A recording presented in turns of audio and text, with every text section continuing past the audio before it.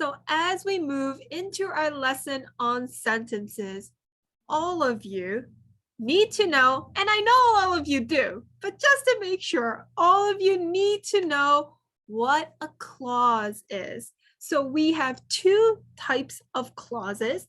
We have an independent clause and dependent clause. Yes, this is going to be review for many of you. That's why I'm not going to be touching on it that much, but you have independent clauses and you have dependent clauses. An independent clause can stand alone as is a complete sentence unto itself, but a dependent clause cannot. Okay. Now, sentences are made up of two or more clauses, and they can be, well, you need an independent clause, but you can also add other independent clauses or add dependent clauses to it. All right.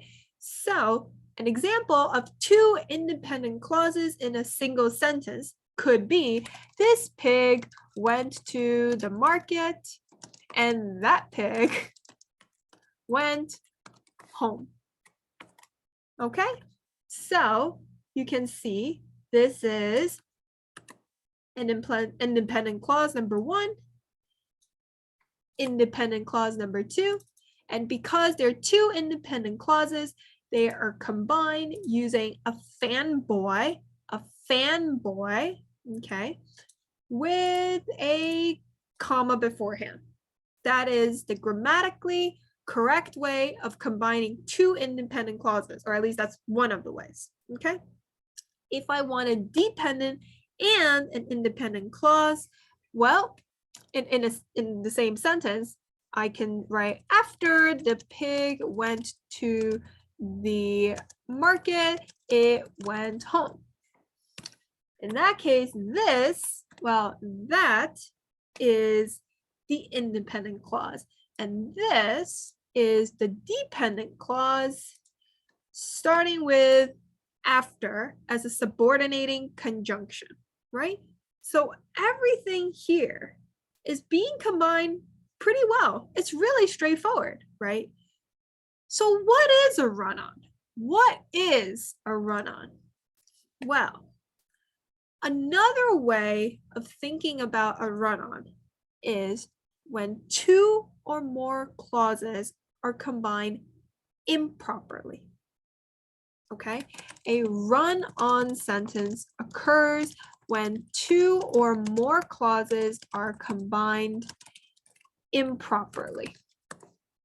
Super important. So don't just look at, your edits and be like, oh gosh, this is a run-on.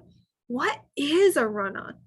I want you to think about the fact that there are multiple clauses in the sentence and they're not being linked together correctly. That's how you should think of a run-on. For example, Kat wanted to be a ballerina. She asked her mom for a pink leotard. That is, yes, it is a run-on, right? Basically, you have two independent clauses that are, I don't know, just chilling next to each other with no punctuation, no fanboy, no other type of conjunction, nothing, right? Something is obviously wrong here. Let's take a look at B. Bill found a strange coin on the ground. However, he didn't know what currency it was. Again, those are two separate independent sentences that are just put next to each other and it's just chilling there, right? Like, Bill found a strange coin on the ground. However, he didn't know what currency it was. Those are separate thoughts, right? And we just put them next to each other like that. So clearly something is wrong when it comes to combining the clauses, okay? So we're really looking at the glue within a sentence. So as I mentioned, the question you should be asking is, how do you properly combine clauses in the same sentence? All right. And here's the thing, A and B, that's fairly straightforward, but there are a lot of ways to screw this up. Okay. So we're now going to turn to the most common technique for combining clauses, and we're going to jump straight into conjunctions.